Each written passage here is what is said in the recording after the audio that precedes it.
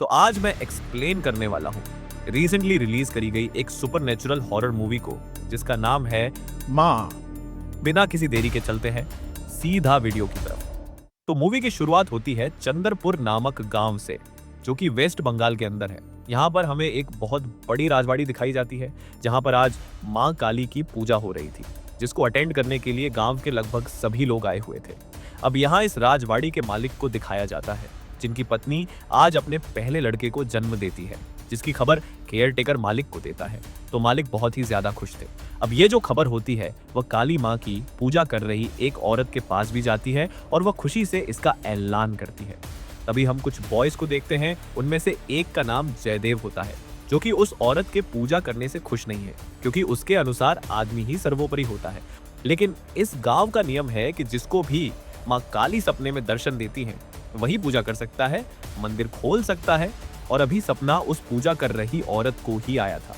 अब यहाँ पर मालिक की पत्नी ट्विंस को जन्म दे रही होती है, तो दूसरा बच्चा भी जन्म लेता है, जो कि एक गर्ल थी। और यह सुनकर मानो वहां पर मातम सा फैल गया था। अब मालिक अपनी पत्नी के पास आते हैं और बेटे को तिलक लगाकर उसका नाम शुभांग रखते हैं, और बेटी को उस पूजा करने वाली औरत को सौंप दिया जाता है। अब वह पूजा कर रही औरत उस नई नई जन्मी बच्ची को घर के पीछे बने हुए एक खंडर के अंदर एक पेड़ के सामने लेकर आती है, और बाकी लोग भी वहां पर एकत्रित हो गए थे, जहां पर उसकी पल्स दे दी जाती है। अब ये जो हमने देखा वह तो भयानक था ही, लेकिन जब उस बच्ची का खून जमीन में समाता है तो और भी भयानक सच सामने आता है कि यहाँ पर अनगिनत लड़कियों के कंकाल दफन हो रखे हैं। मतलब कि यहाँ बहुत सारी बलि दे दी गई है, और वह बलि दी गई है उसी पेड़ को। खैर, अब यहाँ से कहानी 40 साल आगे बढ़ती है और हम देखते हैं अंबिका को, जो कि एक टीचर है और बच्चों माँ काली और रक्त बीज असुर की कहानी सुना रही होती है।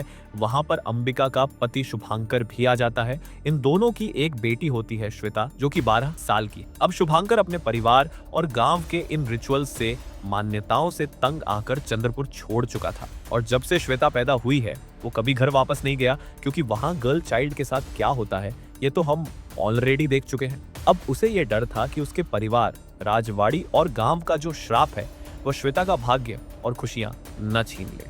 तो उसने कभी उसे चंद्रपुर के बारे में बताया तक नहीं। अब अंबिका जो है वह सब जानती है, लेकिन उसने भी अपनी बेटी से सब कुछ छुपाया हुआ था। अब एक दिन शुभांकर को कॉल आता है कि उसके पिताजी अब गुजर चुके हैं, तो वह वापस अकेले चंद्रपुर जाता है और उनका अंतिम संस्कार करवाता है।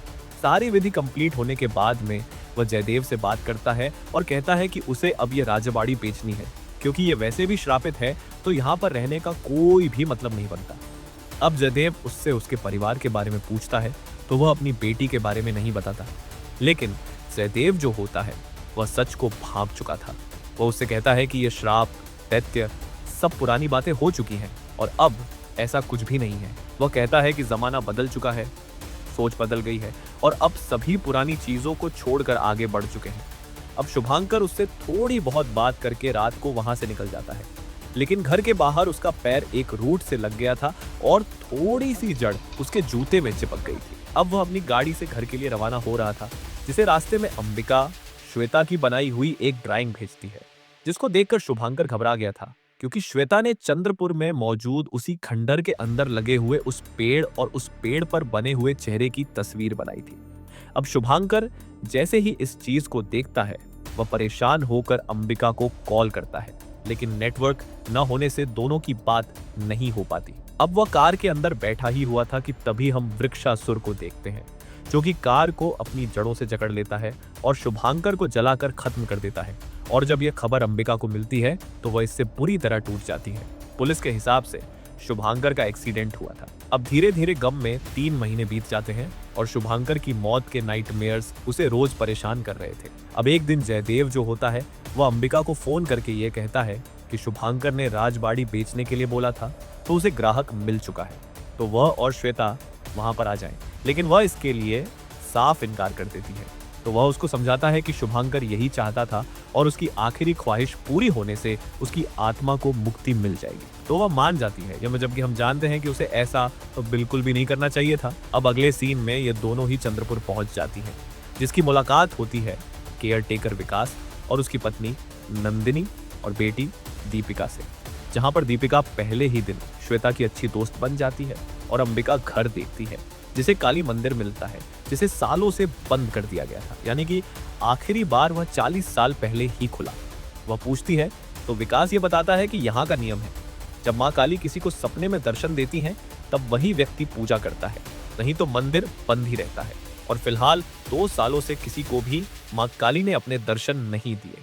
अब इसी बीच अंबिका 50 साल पुराने केयरटेकर विकास के पिताजी से मिलती है, जो सालों से अपनी सुध बुद्ध खो चुके हैं। लेकिन जैसे ही वह अंबिका और श्वेता की आवाज सुनते हैं और बोलते हैं कि सर्वनाश होने वाला है, अब अंबिका इस बात पर इतना ध्यान नहीं देती और रात को सोने चली जाती है। तभी हम श्वेता को देखते हैं, जो कि सो रही थी, और उसके पास खंडर से बहुत सारी गोस्ट गर्ल्स आती हैं, जो कि उसको निहारने लगती हैं। अब अगले दिन वह दीपिका के साथ थी और अपनी ड्राइंग उसको दिखा रही थी, तो उसे वह वृक्ष की ड्राइंग दिखाती है और वो ये कहती है कि उसे याद भी नहीं है कि ये उसने कब बनाया था। दीपिका बताती है कि ये खंडर के अंदर वाला ही पेड़ है और श्वेता वहां जाने की जिद करने लगती है। दीपिका उसे काफी मना करती है, ये भी कहती है कि वहां पर दैत्य रहता है जो कि उन्हें देख लेगा। लेकिन श्वेता इन बातों को नहीं मानती थी और उसे जबरदस्ती वहां पर ले जाती है। दीपिका दूर ही रुकती है, लेकिन श्वेता उस खंडर के करीब, उस पेड़ के करीब तक आ गई। लेकिन अब तक अंबिका वहां पर आकर श्वेता को रोकती है और ये पूछती है कि वह यहाँ पर क्यों आई है।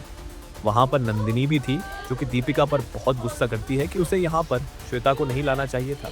अब दीपिका की माँ उसे घर वापस लेकर आती है, जहाँ पर दीपिका का पहला पीरियड आ गया था, जिससे वो और ज्यादा परेशान सी हो जाती है और थोड़ा बहुत पूजा करके उसे कमरे के अंदर कैद कर देती है। अब थोड़ी देर के बाद में हम उसी वृक्ष दैत्य को देखते हैं, जो कि अपनी जड़ों में दीपिका को जकड़कर अपने साथ ले जाता है। अब नंदिनी बहुत ज्यादा परेशान होकर अंबिका के ऊपर गुस्सा करती है कि उसकी वजह से दीपिका वहां पर गई थी, क्योंकि श्वेता उसे पेड़ के पास ले गई और वहां पर दैत्य ने उसको देख लिया, जिसे अब वह अपने साथ ले गया है। अंबिका कहती है कि ऐसा नहीं हो सकता, तो विकास बोलता है कि ऐसा ही है, दैत्य यहाँ पर सालों से ऐसा करता आ रहा है। अब अंबिका दीपिका के जाने से परेशान है और जयदेव पुलिस ऑफिसर को बुलाता है, जो कि इन्वेस्टिगेशन शुरू करने लगता है।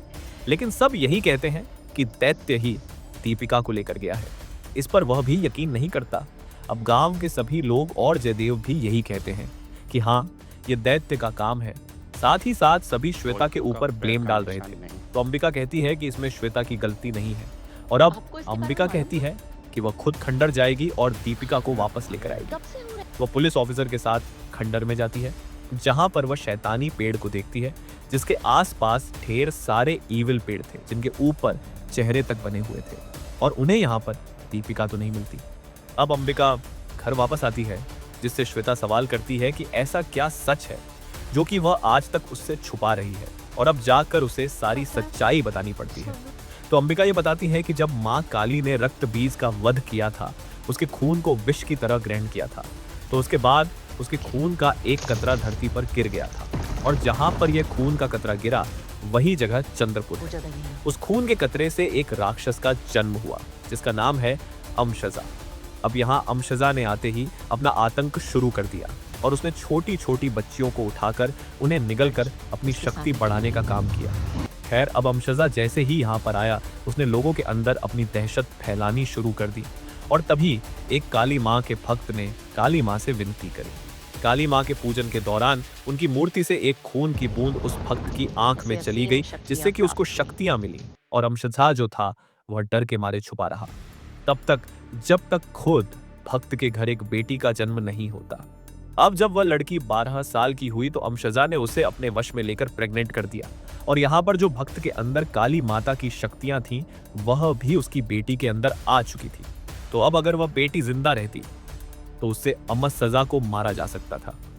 भक्त ने एक कड़ा कदम उठाया और अपनी ही बेटी को अपने ही हाथों से बलि देकर अमशजा के मंसूबे को रोक दिया, और उस भक्त की ब्लड लाइन है शुभांकर का परिवार। जी हाँ, और इसलिए ही इनके खानदान के अंदर जब भी बेटियों का जन्म होता है तो उनको खत्म कर दिया जाता है। और अब आपको समझ में आया होगा कि यह जो राजघराना है वह इतना ज्यादा शापित क्यों था। श्वेता बहुत डर जाती है कि उसका अब क्या होगा, लेकिन अंबिका वादा करती है कि वह उसे कैसे भी बचा लेगी। अब इसी बीच हम अमशजा को देखते हैं, जो कि दीपिका को अपने वश में लेकर ईविल बना लेता है। अब एक रात अंबिका को काली माँ अपने सपने में दर्शन देती है और अगले दिन वह मंदिर खोलकर पूजा शुरू कर देती है। और अब तक दीपिका भी लौटकर वापस आ गई थी। डॉक्टर्स दीपिका को चेक करते हैं और ये बताते हैं कि बाकी लड़कियों और दीपिका के पीरियड्स रुक गए हैं, जो कि होना इम्पॉसिबल है। अब इसी बीच श्वेता को उसका फर्स्ट पीरियड आता है और मौका पाकर सभी इविल गर्ल्स उसे उठाकर ले जाती हैं और उसे बचाने में ओल्ड केयर टेकर की जान भी चली जाती है। अब अंबिका उसे जैसे तैसे वापस ले आती है और जॉयदेव से ये कहती है कि इस गांव के लोग उस तेतय के साथ हैं और उसकी बेटी को मारना चाहते हैं, तो अब वह यहाँ पर और नहीं रुकेगी। अंबिका अब श्वेता को लेके वहां से निकल जाती है, लेकिन रास्ते में वह इविल गर्ल्स उन पर हमला करके उन्हें घायल कर देती है और श्वेता को उठाकर जयदेव को सौंप देती है, जिसको देखकर अंबिका हिल जाती है। हालांकि वह घायल थी तो बेहोश हो गई थी और जयदेव श्वेता को लेकर वहां से निकल जाता है। अब अंबिका को होश आता है एक पुरानी कुटिया में, जहां पर उसे वही बूढ़ी महिला मिलती है। अब यहाँ पर पुलिस ऑफिसर को भी काफी कुछ समझ आ चुका था कि जयदेव में कुछ तो गड़बड़ है और वह उसे ढूंढता हुआ जंगल आता है और यहाँ पर जयदेव उसको मिल भी जाता है, जो कि अपनी इविल स्माइल के साथ पुलिस ऑफिसर को सच बताता है। और दोस्तों, अब यहाँ पर खुलते हैं इस कहानी के असली राज। तो असल में 40 साल पहले वह लड़की जो थी, यानी कि जो पूजा कर रही थी, वह उस बच्ची की बलि नहीं दे रही थी, बल्कि उसे बचाना चाहती थी ताकि अमसजा को हराया जा सके। लेकिन जयदेव खुद बच्ची की बलि देता है। अब आगे एक दिन हुआ यह कि जयदेव को अमजा दैत्य मारने आता है, क्योंकि उसने बच्ची को खत्म कर दिया था, जिसके चलते यह दैत्य जो होता है वह जयदेव से यह कहता है कि वह अपने रूप को इस बच्ची के जरिए जन्म दिलवाता, जिस पर वह माफी मांगकर यह कहता है कि जयदेव उसके लिए इसी वंश की बेटी लेकर आएगा और तब से वह उसकी सेवा कर रहा है। अब जयदेव 40 साल तक शुभांकर के परिवार के ऊपर नजर रखता आ रहा था। उसने जानबूझकर शुभांकर को खत्म करवाया ताकि उसकी बेटी यहाँ पर आ जाए। तो उसने श्वेता को अमसजा को सौंप दिया ताकि वह उसे प्रेग्नेंट करके अपना बचा हुआ काम पूरा कर ले, जिससे कि उसको जन्म मिल जाएगा और उसकी शक्तियां वापस आ जाएंगी। अब यहाँ पर वह पुलिस वाले के ऊपर हमला कर देता है और अभी जो अमसजा दैत्य होता है वह जयदेव को पूरी तरह से अपने वश में लेकर उसे अपना होस्ट बना चुका था। अपनी बेटी को बचाने के लिए अंबिका माँ काली की पूजा करके उनसे शक्ति लेती है और माँ काली उसको आशीर्वाद भी देती है। खैर, अब वह उसी पेड़ के पास जाती है जहां पर जयदेव उसको मिलता है, जिसकी इविल गर्ल्स उस पर हमला कर रही थी। लेकिन वह उन सब से बचकर जयदेव को मारने आगे बढ़ती है, लेकिन वह पेड़ों की जड़ों में उसे बांधकर उसका पूरा शरीर तोड़कर यहाँ पर अंबिका को खत्म कर देता है। अब वह श्वेता को प्रेग्नेंट करने की विधि करने लगता है, लेकिन इसी बीच होता यह है कि जो अंबिका होती है उसके पास उन बलि दी गई बच्चियों की आत्माओं की शक्तियां और काली माँ की शक्तियां एक्टिवेट हो जाती हैं, जिसकी वजह से वह फिर से जिंदा हो गई थी और अब वह जयदेव से लड़ना शुरू करती है। लड़ाई के दौरान अंबिका जयदेव का दिल निकाल लेती है और जयदेव को मार देती है। अब इससे सभी लड़कियां जो कि उसके वश में थीं, वह बिल्कुल ठीक हो गई थी। लेकिन हम ये देखते हैं कि श्वेता अब प्रेग्नेंट हो चुकी है और अमसजा को खत्म करने के लिए अंबिका को उसे ही खत्म करना होगा। अब वह भारी दिल से ऐसा करने ही वाली थी, लेकिन तब तक सभी बच्चियों की स्पिरिट को मुक्ति मिल जाती है। ओल्ड लेडी भी उसको रोकती है। वह समझाती है कि अब यह गर्ज खत्म हो चुका है, तो अमसजा अब वापस नहीं आएगा, यानी कि अब श्वेता की बलि देने की कोई भी जरूरत नहीं है। और अब अंबिका और श्वेता इस गांव से फाइनली चली जाती हैं। लेकिन अब यहाँ पर आता है इस मूवी का सबसे भयानक ट्विस्ट। आपको शैतान मूवी याद होगी, तो शैतान मूवी के अंदर जो वनराज होता है वह यहाँ पर आता है, उन अस्थियों को उठाता है, यानी कि अमसजा की, जिसके बाद उसके अंदर उसकी शक्तियां आ जाती हैं और वह ये भी कहता है कि शैतान कभी खत्म नहीं होते, जो कि बिल्कुल सही बात है। It's like energy. जो एनर्जी होती है वह खत्म नहीं होती, खाली एक रूप से दूसरे रूप में ट्रांसफॉर्म होती रहती है। और अब वह आगे काफी ज्यादा तबाही मचाने वाला है और इसी के साथ ये मूवी यहीं पर खत्म हो जाती है। तो दोस्तों, ये थी माम फिल्म की कहानी। उम्मीद करता हूं कि आपको ये कहानी पसंद आई होगी। अब जल्दी से चैनल को सब्सक्राइब कर दीजिए, वीडियो को लाइक कर दीजिए, ज्यादा से ज्यादा कमेंट्स करिए ताकि ये चैनल आगे जाए। तो मैं आप सबको मिलता हूँ अगली वीडियो के साथ में।